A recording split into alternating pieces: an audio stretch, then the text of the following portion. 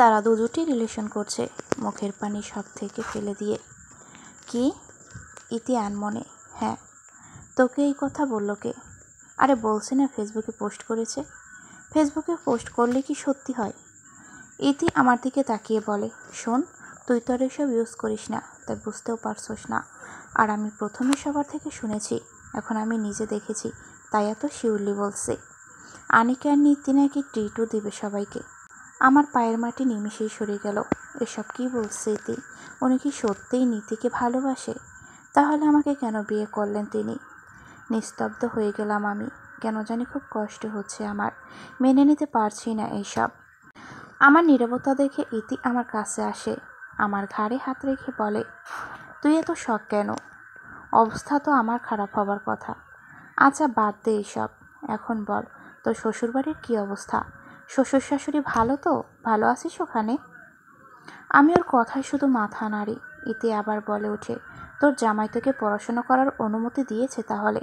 আমি তো ভেবেছিলাম তুই আর আসবি না। যাক, ভালো হলো তুই আসলি, আমার আর একাকিত্ব লাগবে না। আমি এবারও মাথা নাড়ি। ও আমার শাড়ি ধরে বলে, শাড়িটা খুব সুন্দর তো, কে দিয়েছে? তোর বর? আমি এবারও মাথা নাড়ি। ইতি এবার আমার মাথায় বাড়ি মেরে বলে, কি শুধু মাথা নাড়ছিস? কথা বল। এত চুপ কেন তুই? তোর বরের নাম কি? আ আ কি করছিস? নাম কি? আমার মুখ থেকে কথা আর বের হলো না। কি বলবো আমি ওকে? অনেক কথা বলার ছিল ইতিকে, কিন্তু এখন আর কথা বলতে ইচ্ছে করছে না। হঠাৎ ক্লাসের বাইরে অনেক চেঁচামেচি শুনতে পাই। আমরা দুজনে কি হয়েছে দেখার জন্য বের হই দেখি নীতি, আনিকা, টিনা আর ওর কয়েকজন বন্ধু সবাই দাঁড়িয়ে আড্ডা দিচ্ছে। আমার চোখ একবার নীতির দিকে গেল। অনেক সুন্দরী সে, দেখতেও খুব স্মার্ট। আমি ওর দিকে তাকিয়ে আছি, তার সাথে আমার তুলনা বোকামি। কোথায় সে, কোথায় আমি? হুট করেই নীতি আর আমার চোখাচোখি হয়ে যায়। সে আমার কাছে আসে, অতঃপর আমাকে বলতে থাকে, কেমন আছো নিহা? আমি কাঁপা কাঁপা গলায় বলি, ভালো। তোমার কি বিয়ে হয়ে গেছে? আমি মাথা নেড়ে বলি, হ্যাঁ। নীতি হেসে বলে, তা আমাকে কনগ্রাস করবে না? কেন আপনি? ওমা, তুমি জানো না, পুরো ভার্সিটি আমায় কনগ্রাস করছে, আর তুমি জিজ্ঞেস করছো কেন? নিশ্চুপ হয়ে আছি। আচ্ছা শোনো, আমি বলি, আমি আর আহি রিলেশনে গেছি, তাই সবাই আমাকে কনগ্রাস করছে। নীতির কথায় আমি খুব কষ্ট পেলাম। আমি মাথা নিচু করে বলি, কংগ্রাচুলেশনস আপি। Thank you. হঠাৎ আনিকে এসে নীতির হাত টেনে বলে, আহি এসেছে, চল। অতপর তারা সবাই মিলে চলে যায়। আমি ইতির দিকে তাকাই। রাগে তার চোখ লাল হয়ে আছে। সে দাঁতে দাঁত চেপে বলে, শুনলি মেয়ের কথা, কিভাবে বলে আমাকে কনগ্রাস্ট করবে না? আসছে কোন নবাবজাদি, তাকে আবার কনগ্রাস্ট করতে হবে? আমি নিজেকে স্বাভাবিক করতে মুচকি হেসে বলি, তুই এত রাগ করছিস কেন? ভালো লাগছে না আমার কিছু, বলেই ইতি ক্লাসরুমে চলে গেল। আমিও তার পিছু পিছু গেলাম। পুরো ক্লাস ইতি আর আমি চুপ হয়েছিলাম। কারোর সাথে কথা বলতে ইচ্ছে করেনি আমার, কেন জানি ভালোই লাগছিল না কিছু। ক্লাসের কোনো পড়াই মন বসেনি আমার, মাথায় শুধু আহিয়ান আর নীতির কথা ঘুরছিল। মাথা থেকে তাদের কথা বের করতেই পারলাম না। আচ্ছা, উনি প্রেম করুক না নীতির সাথে, আমার কি তাতে? উনি তো বলেই দিলেন আমাকে ভালোবেসে বিয়ে করেননি। তাহলে আর কি, নিশ্চয়ই কষ্ট দেওয়ার জন্য বিয়ে করেছে। আর তার সূত্রপাত এটা দিয়ে শুরু করলেন তিনি। কিন্তু কষ্ট কেন হবে আমার? আমি তো আর ওনাকে ভালোবাসি না। তাহলে এই খারাপ লাগার কারণ কি? আমি ওনার স্ত্রী বলে কি? ক্লাস শেষে আর দাঁড়ালাম না, ইতিকে বলে চলে এলাম। ইতি অনেকবার থাকতে বলল ওর সাথে, কিন্তু কিছুই ভালো লাগছিল না আমার। কোথায় একটা চাপা কষ্ট ছিল, তার সাথে রাগও। ভার্সিটি থেকে বের হবার সময় ওনাকে দেখলাম বন্ধুদের সাথে বসে আড্ডা দিতে। হয়তো উনি আমায় খেয়াল করেনি, কিন্তু আমি খেয়াল করছি। নীতি বসেছিল ওনার পাশে, মাথা রেখেছিল ওনার ঘাড়ে। আমি শুধু চোখের দেখা দেখেই চলে এলাম। আনমনে হাঁটছিলাম রাস্তায়, অনেকটা সময় ধরে হাঁটছি, কিন্তু মোটেও খারাপ লাগছিল না। পুরো আকাশ জুড়ে এখন রোদ, আবহাওয়া কিন্তু ঠান্ডা। প্রকৃতিটা অনেক সুন্দর, আশপাশ মানুষের তেমন ভিড় নেই। আমি রাস্তার এক পাশে আস্তে আস্তে হাঁটছি। হুট করে একটা গাড়ি এসে আমার সামনে দাঁড়ায়। হঠাৎ করেই গাড়িটা আসায় আমি খানিকটা ভয় পেয়ে যাই। আমার ভাবনা ভেঙে যায়। আমি চোখ তুলে গাড়ির দিকে তাকাই। সামনে তাকাতেই আহিয়ানের রেগে যাওয়া মুখটা দেখতে পেলাম। আমি প্রথমে বোঝার চেষ্টা করলাম এটা কি সত্যি নাকি, মানে আসলেই কি এটা আহিয়ান না আমার চোখের ভুল। না, সত্যি এটা আহিয়ানি। উনি গাড়ি থেকে নেমে আমার সামনে দাঁড়ালেন। দেখে মনে হচ্ছে খুব রেগে আছে। আমাকে শান্ত গলায় জিজ্ঞেস করলেন, কোথায় যাচ্ছ? বাসায়। একা একা কেন যাচ্ছ? আমার জন্য অপেক্ষা করলে না কেন? আপনি তো বন্ধুদের সাথে আড্ডা দিচ্ছিলেন, আমি ভাবলাম দেরি হবে তাই। তাই তাই তুমি এভাবে চলে এলে? তুমি জানো আমি পাগল হয়ে তোমাকে খুঁজছিলাম, পুরো ভার্সিটি খুঁজেছি তোমায়, আর তুমি কিনা না বলে চলে এলে। কি হলো, কথা বলছো না কেন? বাসায় যাব। আহিয়ান আমার কথা শুনে আরও রেগে গেলেন, কিন্তু তা বহিঃপ্রকাশ করলেন না। আমার হাত ধরে গাড়িতে বসিয়ে দিলেন। অতঃপর নিজে গাড়িতে বসে একটা দীর্ঘশ্বাস ফেলে বলেন, কি হয়েছে? কিছু না। ভার্সিটিতে কেউ কিছু বলেছে? না। তাহলে এভাবে কথা বলছো কেন? আমি ওনার ধমকে চুপ হয়ে যাই। উনিও চুপ, দুজনেই নীরব। নীরবতা ভেঙে উনি বলেন, তোমার যদি বাসায় যাবার জন্য এত তাড়া থাকতো, তুমি তখন ওখানে এসে আমায় বলতে পারতে। কোথায় যেতাম? যেখানে আমি ছিলাম। আপনার বন্ধুদের সামনে? হ্যাঁ, কেন? আচ্ছা, একটা কথা বলুন তো। কি বলো? আমি চোখ বন্ধ করে একটা নিঃশ্বাসের ওনার দিকে তাকিয়ে বলি, আপনার বন্ধুরা জানে আপনার আর আমার বিয়ের কথা? উনি বুরুকুসকে বলেন, না, এখনও বলিনি। কেন? কেন বলেননি? না মানে আপনি বললেন আপনি যেখানে ছিলেন সেখানে যেতে, মানে আপনার বন্ধুদের সামনে। তাহলে তখন ওদের কি বলতেন আপনি? আমার কথা শুনে উনি খানিকটা অবাক হয়ে তবুও শান্তভাবেই বলে, নিহা, এমনটা না যে আমি বলতাম না। তুমি আমার স্ত্রী, তাও বিবাহিত। এটা আজ জানলেও মানুষে জানবে, কাল হলেও জানবে। আজ বলিনি কারণ এরকম কোনো টপিক নিয়ে কথা হয়নি। তাহলে আমার ব্যাপারে কথা বললেও ওনার টপিক লাগবে। কিন্তু এই ব্যাপারটা আমার জন্য স্বাভাবিক, কারণ আমার মতো মেয়েকে নিজের স্ত্রীর পরিচয় দিলে ওনার মান সম্মান থাকবে না। এটা আমি এখন বুঝতে পেরেছি। একটা তাচ্ছিল্যর হাসি দিয়ে ওনাকে বলি, আমার একটা উপকার করবেন? উপকার? হ্যাঁ। কী উপকার? আপনার আর আমার বিয়ের কথা আপনি ততদিন কাউকে বলবেন না যতদিন আমি বলতে বলি। আমার কথা শুনে উনি থতমত খেয়ে যান। হয়তো ভাবতে পারেনি আমি এমন কিছু একটা বলবো। আমার থেকে চোখ সরিয়ে সামনের দিকে তাকিয়ে বলে, যদি এটা তোমার ইচ্ছা হয় তাহলে আমি জোর করব না, কিন্তু একটা কথা মনে রেখো, এর জন্য তোমাকে অনেক ভুগতে হবে। আমি ওনার কথার মানে কিছুই বুঝলাম না। কি বলতে চাইলেন উনি? আমায় ভুগতে হবে? কিন্তু কেন? এই প্রশ্ন ওনাকে আর জিজ্ঞেস করলাম না। উনি ড্রাইভ করতে শুরু করেন। কিছুক্ষণ ড্রাইভ করার পর উনি বলে ওঠেন, আমাদের ব্যাপারটা যাতে কেউ না জানতে পারে তাই তুমি একা একা চলে এলে, তাই না? আমি কথা শুনে ওনার দিকে তাকিয়ে আছি, কিন্তু আমি তেমন কিছু চাইনি। আমি তো রেগে চলে এসেছিলাম। তাহলে উনি এই কথা কেন বলেন? ভুল বুঝলেন উনি আমায়। বুঝলে বুঝুক, আমার কি তাতে। বাড়িতে আসার পর গাড়ি থেকে নেমে সোজা নিজের ঘরে চলে এলাম। মার সাথে দেখা হয়নি, তাই ফ্রেশ হয়ে মার রুমে গেলাম। দেখে উনি বই নিয়ে বসে আছেন। মা আমাকে দেখে মুচকি হেসে জিজ্ঞেস করেন, আজকের দিন কেমন কাটলো? আমি হেসে উত্তর দিলাম, খুব ভালো। একটু পর উনিও আসলেন, মার সাথে কথা বলেন। সবাই একসাথে দুপুরে খাবার খেলাম। উনি আমার সাথে আর কথা বলেনি, আমিও বলিনি। রাগ কি ওনারই আছে নাকি আমারও আছে, তাই আমিও আর কথা বলতে যাইনি। দুপুরে খাবারের পর কোথায় বের হলেন তিনি, আমি জানি না। কাল অফ ডে, ভার্সিটি অফ। পরশু আবার ক্লাস। ভাবতেই অবাক লাগে যে ভার্সিটিতে এতদিন যাবার জন্য আমি পাগল হচ্ছিলাম, এখন সেটাই অসহ্য হয়ে দাঁড়িয়েছে। বেলকনির দোলনায় বসেছিলাম, মাথা থেকে এখনও নীতি কথা বের করতে পারছি না। হঠাৎ একটা স্কুটি নিয়ে একজনকে ঢুকতে দেখলাম, কিন্তু কে এটা? দেখে তো আহিয়ান মনে হচ্ছে। আমি তাড়াতাড়ি দোলনা থেকে উঠে দাঁড়িয়ে উকি দিতে লাগলাম। দেখি হেলমেট খুলে আহিয়ান দাঁড়িয়ে আছে। আমাকে দেখে ইশারায় নামতে বলো। আমি তাড়াতাড়ি করে নিচে নেমে এলাম। নিচে নেমে দেখি একটা স্কুটিতে হেলান দিয়ে উনি দাঁড়িয়ে আছেন। আমাকে আসতে দেখে হাতে থাকা হেলমেটটা আমাকে পরিয়ে দেয়। আমি বোঝার চেষ্টা করছি উনি কী করতে চাইছেন। উনি আমাকে স্কুটি দেখিয়ে বলে, পছন্দ হয়েছে? আমি মাথা নেড়ে হ্যাঁ বলি। উনি হেসে বলেন, যাক, কোনো জিনিস তোমার পছন্দ হয়েছে তাহলে। হেলমেট খুলে, এটা আমার। তোমার কি মনে হয়? আমি তো চালাতেই পারি না, আর বড় কথা হলো এটা চালিয়ে আমি কি করব? ভার্সিটিতে যাবা। কি? কেন? আপনি কোথায় থাকবেন? উনি বুড়ুকুসকে আমার দিকে তাকিয়ে বলে, সকালের কথা তো তাড়াতাড়ি ভুলে গেছো? কোন কথা? বিয়ের কথা। ও হ্যাঁ, মনে আছে। তো যখন আমাকে সবাই জিজ্ঞেস করবে তুমি আমার গাড়িতে কী করো, তখন আমি কি বলবো সবাইকে? বলো। হ্যাঁ, এটাও ভাবার বিষয়। উনি আমার দিকে তাকিয়ে বলে, মানুষ বলে খাটোদের নাকি শরীরে রগে রগে বুদ্ধি থাকে, কিন্তু তোমার তো হাঁটুর নিচে, হাত হেলমেট সহ কোমরে রেখে। ও, তাহলে কি আপনার বুদ্ধি অনেক না? তাহলে এটা বলুন, যতদিন না স্কুটি চালানো শিখছি ততদিন কি আমি ভার্সিটিতে না যেয়ে থাকবো? কারণ একদিনে তো আর আমি স্কুটি চালাতে শিখতে পারবো না, তাই না? জানি আমি, সেটা তোমাকে ভাবতে হবে না। এখন বসো আমার পিছনে। আমি মুখ ভেঙচি দিয়ে ওনার পিছনে বসি। অতপর উনি আমাকে একটা ধমক দিয়ে বলে, ধরে বসো, পড়ে গেলে তখন কে দেখবে? আমি বিড়বিড় করতে করতে ওনার গাড়ে হাত রাখি। উনি স্কুটি চালাতে শুরু করে আর আমাকে বলে খেয়াল রাখতে কিভাবে কি করছে। কিন্তু সমস্যা হলো আমি পিছনে বসে তেমন কিছুই বুঝতে পারছি না। কিছুক্ষণ চালানোর পর উনি চালানো হঠাৎ থামিয়ে দেন। অতপর আমাকে বলে নামো।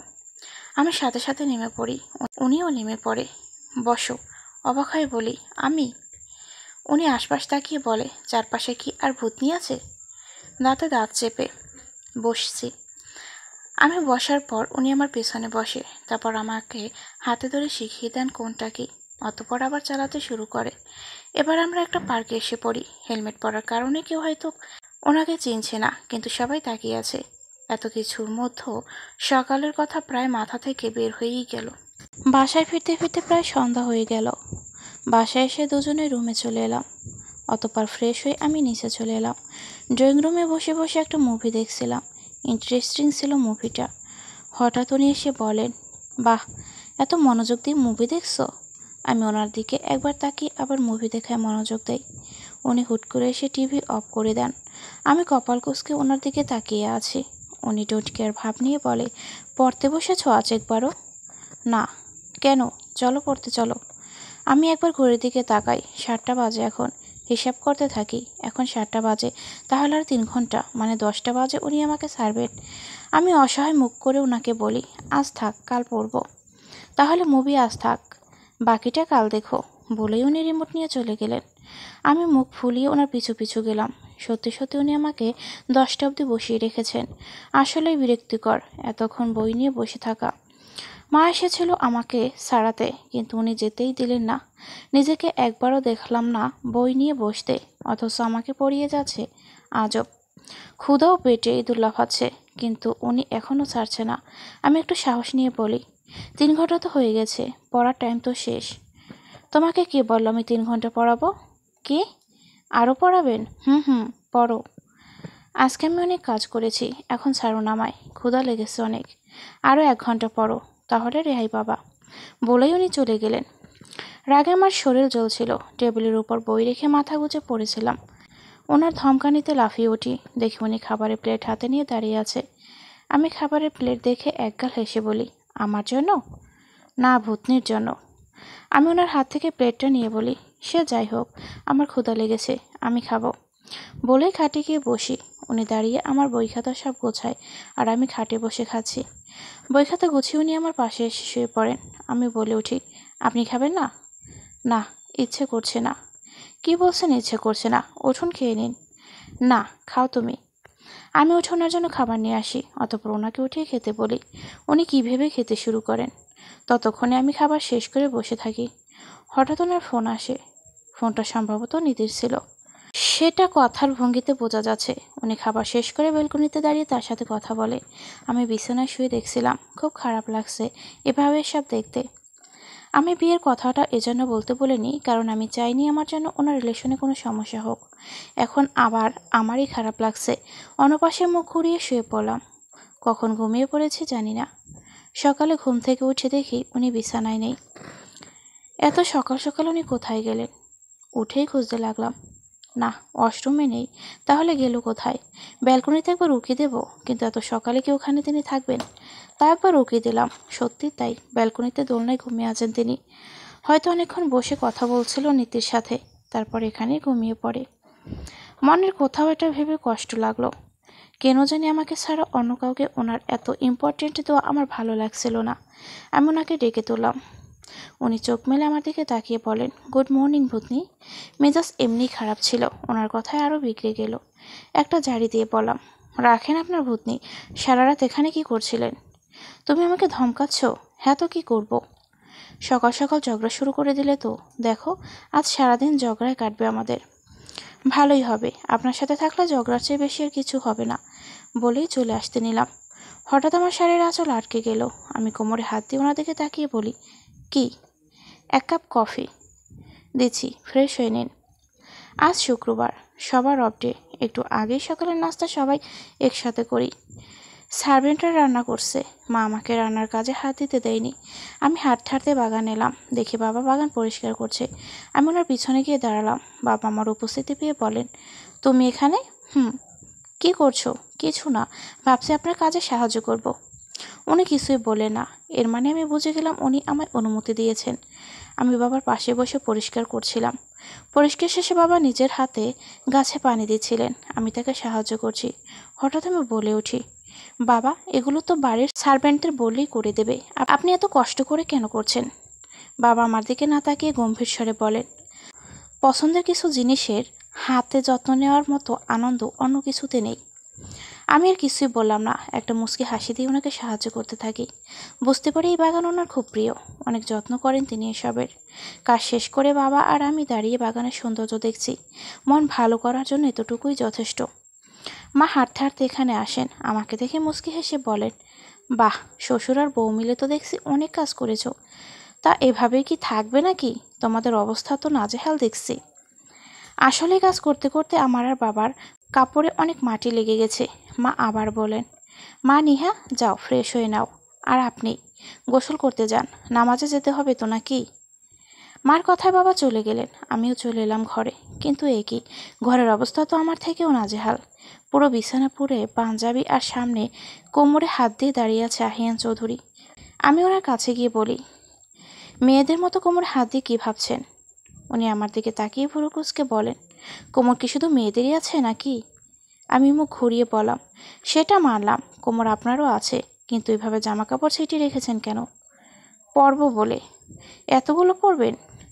নিহা, পাগল হলে তুমি? আমি এতগুলো কিভাবে পরবো? যে কোনো একটা পরবো, কিন্তু কোনটা ভেবে পাচ্ছি না। আপনি এখনো গোসল করতে যাননি? না, যাব। আচ্ছা যেন, তার আগে আমি গেলাম। বলেই যেতে নিব, উনি আমার শাড়ির আঁচল ধরে ফেললেন। আমি ঘুরে ওনার দিকে তাকিয়ে বলি, কি হচ্ছেটা কি? আমি আগে যাব, আমার লেট হচ্ছে। তাহলে যান। হ্যাঁ, কিন্তু এখানে? আরে রাখুন এখানে। বলে ওনাকে ধাক্কিয়ে বাথরুমে পাঠালাম আর বললাম, আমি দেখছি, আপনি যান। উনি যাবার পর বিছানা থেকে দেখি অনেকগুলো পাঞ্জাবি পুরো বিছানা জুড়ে। রাগ হচ্ছিল, এগুলো এখন ঠিক করবে কে? পড়বে একটা আর বার করছে 1000টা। ওনাকে বকাবকি করতে করতে সব গোছালাম। উনি বাথরুম থেকে জোরে জোরে বলেন, ভূতনি, আমাকে বেশি বকাবকি করবেন না একদম। আমি দরজার কাছে গিয়ে বলি, দয়া করে একটু তাড়াতাড়ি বের হবেন আপনি। বের হচ্ছি। তোমার মতো না আমি যে বাথরুমে বসে ঘুমাবো। কি বলেন আপনি? উনি তোয়ালে দিয়ে চুল মুছতে মুছতে বের হন, পরনে একটা জিন্স আর বক্সার গেঞ্জি। আমি দরজার সামনেই ছিলাম। উনি আমার কানের কাছে এসে বলে, কিছু না, তুমি কানে বেশি শোনো। ও আচ্ছা, এখন আমার কানের দোষ। উনি হেঁটে আয়নার সামনে দাঁড়িয়ে বলে, হ্যাঁ, কানের দোষ। এখন বলো কোনটা পরব? আমি একটা কালো রঙের পাঞ্জাবি ওনার হাতে দিয়ে বলি, এটা পরুন। এটা? হাতে নিয়ে আয়নায় দাঁড়িয়ে নিজেকে দেখে ভালো লাগবে এটা? নামাজ পড়তে যাবেন, প্রেম আলাপ করতে না, চুপচাপ পড়ে যান এটা। উনি আমার দিকে তাকিয়ে কিঞ্চিত হাসি দিয়ে বলে, এতদিন পর আজ মনে হচ্ছে বিয়ে করেছি। হয়েছে, থাকুন আপনি, আমি গেলাম। বলেই বাথরুমে চলে গেলাম। গোসল শেষে তাকিয়ে দেখি শাড়ি আনিনি। আমি দরজায় উকি দিয়ে দেখি উনি আয়নায় দাঁড়িয়ে চুল আঁচড়াচ্ছে। আজব তো, এই লোকটা রেডি হতে কি এত সময় লাগে? ভাবছি ওনাকে বলবো কিনা। হঠাৎ উনি বলে উঠলেন, কিছু বলবে? আমি অসহায় মুখ করে মাথা নাড়ি। কি? আমাকে একটা শাড়ি দিন না, নিতে ভুলে গেছি। আমার দিকে তাকিয়ে একটা রহস্যময় হাসি দিয়ে, ওয়েট, দিচ্ছি। ওনার কথা শুনে আমি দরজা আটকে দিয়ে ওনার হাসির কারণ খুঁজতে থাকি। উনি এসে দরজা নক করলে আমি একটু খুলি। ওনার হাত থেকে শাড়ি নিয়ে দরজা নক করি। শাড়ি দিকে তাকিয়ে আমি চমকে উঠি। পুরো ওনার পাঞ্জাবি রঙের শাড়ি এটা। এখন কি করব? ভেজা শরীর নিয়ে কি বাইরে বের হব? থাক, এটা পরলেই বা কী হবে? এত কিছু না ভেবে এটা পরেই ঘরে চলে এলাম। ঘরে এসে দেখি উনি নেই, তার মানে নামাজ পড়তে চলে গেছে। আমিও নামাজ পড়ে কিছুক্ষণ কোরআন শরীফ পড়ে নিই। উনি এখনও আসেনি। আমি টেবিলের বই খাতা গুছোতে থাকি। কারো কথা শুনে আমি অবাক হয়ে যাই। পিছনে তাকিয়ে দেখে আহিয়ান ভুরু কুঁচকে আমার কাছে আসছে আর বলছে, কপিবাজ। আমি ওনার কথার অর্থ না বুঝে হাঁ করে তাকিয়ে আছি। উনি আবারও বলে ওঠে, ভূতনি থেকে এখন কপিবাজ হয়ে গেছো? আমি কপিবাজ না হলে কে? আমি? আপনার কথা কিছু বুঝছি না আমি। উনি আমার হাতের বাহু ধরে আয়নার সামনে নিয়ে যায়। তারপর ইশারায় আমাকে আয়নায় তাকাতে বলে। আমি তাকিয়ে দেখি ওনার পাঞ্জাবি রং আর আমার শাড়ির রং হুবহু একরকম। দুজনে এভাবে দেখতে বেশ লাগছে। উনি আমার কানে ফিসফিসিয়ে বলে, এখন বুঝলে কপিবাজ? আমি ওনার দিকে ফিরে, বুঝলাম, কিন্তু শাড়িটা তো আপনি দিয়েছেন। ছুতো দিও না, আমি জানি তুমি কপিবাজ। এই রঙে আমাকে হ্যান্ডসাম লাগছিল বলে তুমিও ইচ্ছে করে এই রঙের শাড়ি পরেছ। হে ওয়েট, তুমি শুধু কপিবাজ না, হিংসুটিও বটে। এখন কি বলবো তোমায় বলো তো? কপিবাজ ভূতনি না, হিংসুটি ভূতনি। আমি কোমরে হাত দিয়ে বলি, আপনি ইচ্ছে করে আমার সাথে ঝগড়া করছেন। আরে জাতশত্রু তুমি আমার, ঝগড়া তোমার সাথে করবো না তো কার সাথে করব? আপনাকে তো আমি, বলেই ওনার গাল টিপাতে যাচ্ছিলাম, হঠাৎ কারো কথা শুনে আমি থতমত খেয়ে গেলাম। দরজার দিকে তাকিয়ে দেখি আপু দাঁড়িয়ে আছে, একগাল হাসি দিয়ে, তার সাথে অবাকও। আপুকে দেখে আমি ওনার থেকে কিছুটা দূরে সরে যাই। আপু ভিতরে এসে আমাকে ধরে বলে, বাহ, কি মানিয়েছে তোদের, একটা সুইট কাপল লাগছে দেখতে। কারো নজর না লেগে যায়, নিহে একটু কাজল দেও না। আপুর কথা শুনে আমি আহিনের দিকে তাকাই, আহিয়ানে আমার দিকে। দুজনেই ফিক করে হেসে দেয়। আহিয়ান বলে ওঠে, আপু, এটা আমি করেছিলাম ঝগড়া করতে, আর তুমি? আমি বলে উঠি, তুমি কোথাকার জল কোথায় নিয়ে গেলে? আপু আমাদের দিকে তাকিয়ে, তোরা দুজনে একটা সুইট কাপল না হলেও একটা পাগলের জুটি অবশ্যই হবি। আপুর কথা শুনে উনি আমার দিকে তাকিয়ে বলে, আরও একটা নতুন নাম পেলাম তোমার জন্য। চুপ করবেন আপনি? আপু পাগল আমাকে না, আপনাকেও বলেছে বুঝলেন। উনি আমার দিকে তাকিয়ে, না আপু তোমাকে বলেছে। আমি কোমরে হাত দিয়ে ওনার দিকে তাকিয়ে, না আপনাকে। আমি বলছি তোমাকে, আমি বলছি আপনাকে, তোমাকে, আপনাকে। আমাদের ঝগড়া শুনে আপু বলে ওঠে, তোরা দুজন থাম, আমি বোন নিজেই পাগল যে তোদের প্রশংসা করতে এসেছি। মা খাবারের জন্য ডাকছে নিচে, আয়, বলেই আপু চলে গেলেন। আমরা দুজন দুজনের দিকে তাকালাম। উনি বলে ওঠে, চলো, চলুন। দুজনে একসাথে নিচে গেলাম। মা আমাদের দেখে অনেক খুশি হলেন, বাবাও হলেন, কিন্তু কিছুই বলে না। একই রকমের ড্রেস পরায় সবাই এত খুশি হবে এটা আমি ভাবিনি। বিকেলে উনি আমাকে নিয়ে আবার বের হন স্কুটি নিয়ে। আজ বেশিক্ষণ থাকিনি আমরা। উনি কিছুক্ষণ পরেই আমাকে বাসায় ছেড়ে দিয়ে ওনার বন্ধুদের কাছে চলে যান। তারা সবাই তাকে অনেক ফোন করেছিল দেখা করার জন্য। উনি প্রথমে যেতে না চাইলে অনেক ফোন করার পর আমি নিজেই বলি যেতে। অতঃপর আমাকে বাসায় রেখে উনি চলে যান। বাসায় এসে আমি আপু আর মার সাথে অনেকটা সময় ধরে গল্প করি। এর মাঝে বাবার সাথেও একটু কথা বলি। পরিবারের সবার সাথে অনেক ভালো একটা সময় কাটাই। অনেক রাত করে বাসায় ফিরেন উনি। বাড়ির সবাই ততক্ষণে ঘুমিয়ে পড়েছে। আমি ওনার জন্য অপেক্ষা করছিলাম। উনি বাসায় ফিরে আমাকে জাগতে দেখে খানিকটা অবাক হন, কিন্তু বললেন না। এরপর দুজনে একসাথে রাতের খাবার খেলাম। অতঃপর উনি ঘুমিয়ে পড়েন। সকালে ভার্সিটিতে যাবার জন্য বের হই। বাড়ির বাইরে এসে দেখি, আমি যা দেখি তার জন্য আমি মোটে প্রস্তুত ছিলাম না। আমি অবাক চোখে তাকিয়ে আছি আমার সামনে থাকা আহিয়ানের দিকে। পরনে একটা জ্যাকেট আর জিন্স, কিন্তু কথা সেটা না। কথা হলো সে একটা কালো মাস্ক আর চোখে কালো সানগ্লাস পরা। ওনার বড় বড় চুলগুলো মাথায় এসে ঠেকছিল। মোট কথা, ওনাকে দেখে মনে হচ্ছে উনি নিজেকে লুকানোর চেষ্টা করছেন, আর সফলও হয়েছেন। কিন্তু আমি সম্ভবত ওনাকে এত কাছ থেকে দেখার কারণে বুঝতে পেরেছি। তবু একটু ডাউট ছিল।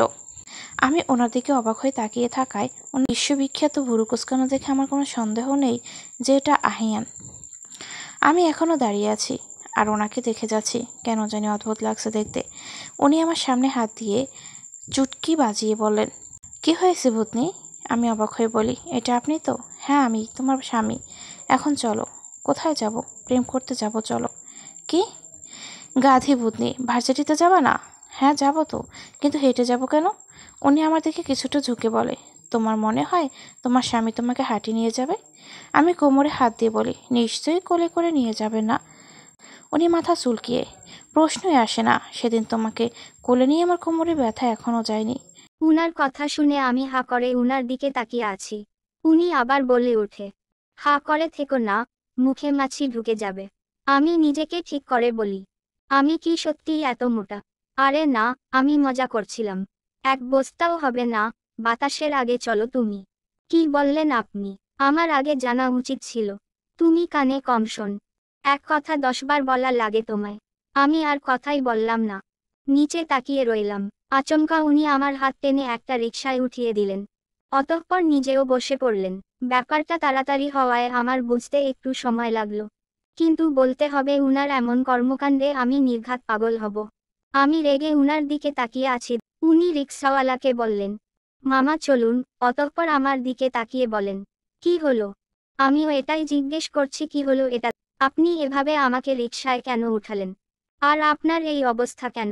আচ্ছা, আপনি কি আমাকে কিডন্যাপ করে মেরে ফেলার প্ল্যান করেছেন? আমার কথা শুনে রিকশাওয়ালা থেমে যান। উনি অবাক চোখে আমাদের দেখছে। হুট করেই রিকশা থেমে যাওয়ায় আমি বুঝতে পারি ভুল জায়গায় ভুল কথা বলে ফেলেছি। উনি চোখ রাঙিয়ে আমার দিকে তাকিয়ে আছে। আমি একটা শুকনো ঢোক গিলে একপাশে চুপটি করে বসে পড়ি।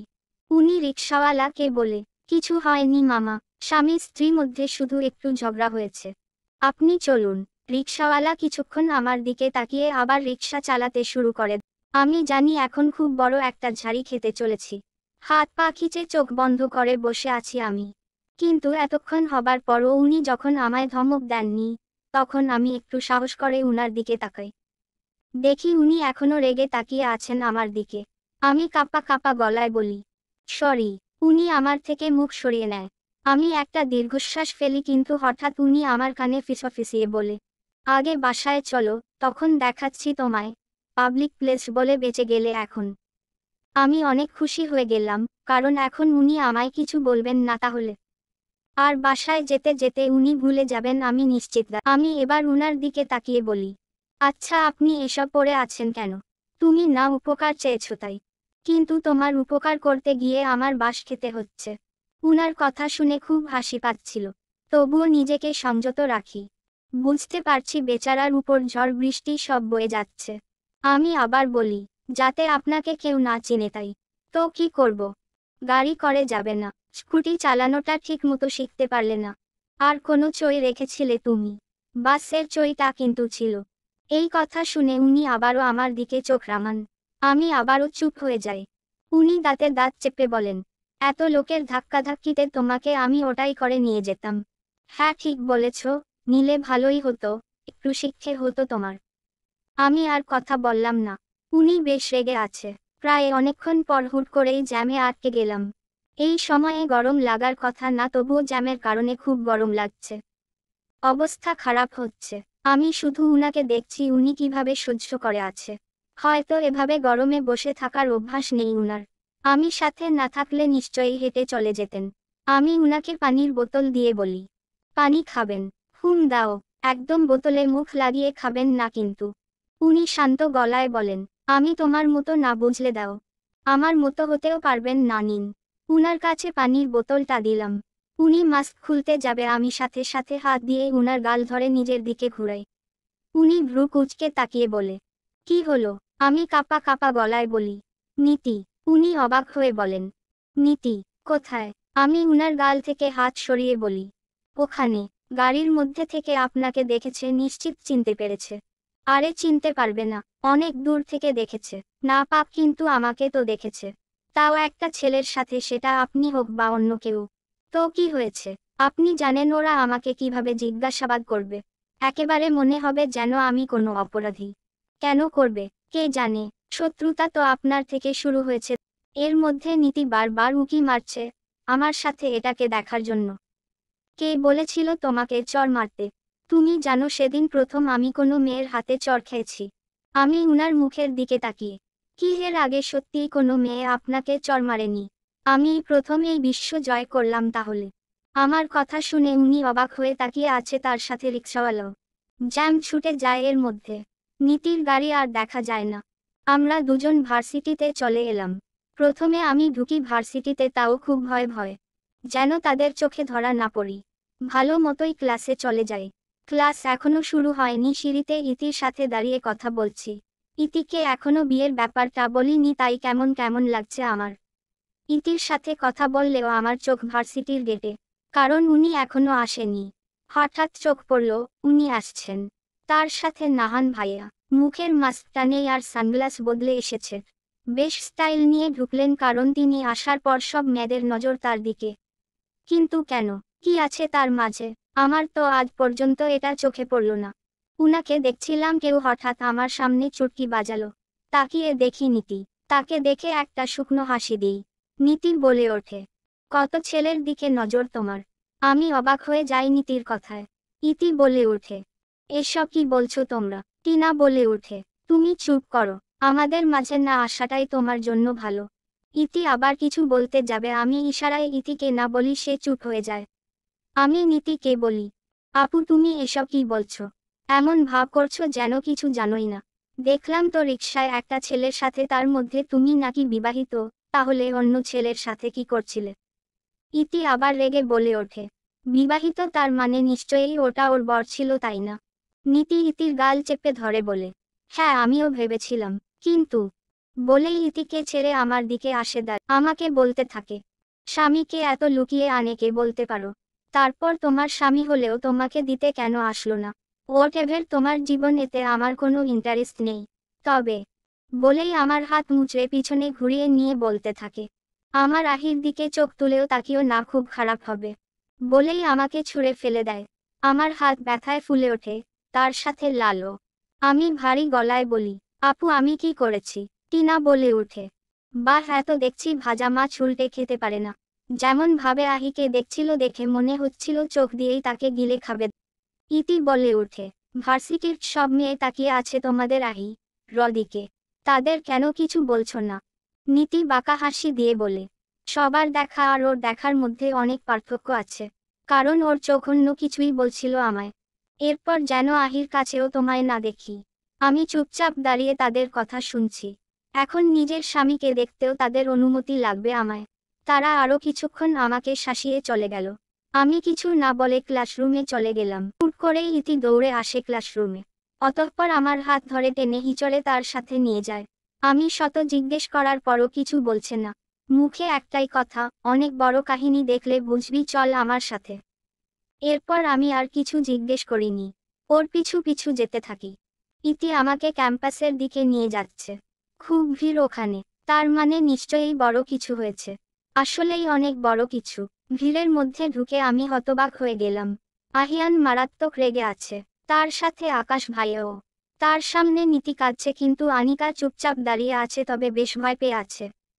আহিয়ান চেঁচিয়ে বলে ওঠে, কি হলো, কথা বলছিস না কেন? বলেই হাতে থাকা ফোনটা ধুম করে আছাড় মারল। আমি ভয়ে চোখ বন্ধ করে ইতির হাত খিঁচে ধরে নিলাম। কিন্তু আমি হলফ করে বলতে পারি ওই ফোনটা উনার না। নিজের ফোনের প্রতি যেই ভালোবাসা উনার, কখনো নিজের ফোন ভাঙবে না। এটা মনে হয় আকাশ ভাইয়ার, কারণ চোখ খোলার পর তার অসহায় মুখ দেখলাম আমি। ভাঙা ফোনের দিকে অসহায় ভাবে তাকিয়ে আছেন। হয়তো উনার রেগে যাওয়াতে তিনিও প্রচুর ভয় পেয়েছে, তাই কিছু বলার সাহস পাচ্ছে না। আহিয়ান এবার নীতির কাছে যায়। দাঁতে দাঁত চেপে বলে ওঠে, নীতি কথা বল, এরকমটা কেন করলি তুই? কেন এত বড় মিথ্যে ছড়িয়ে দিলি? বল।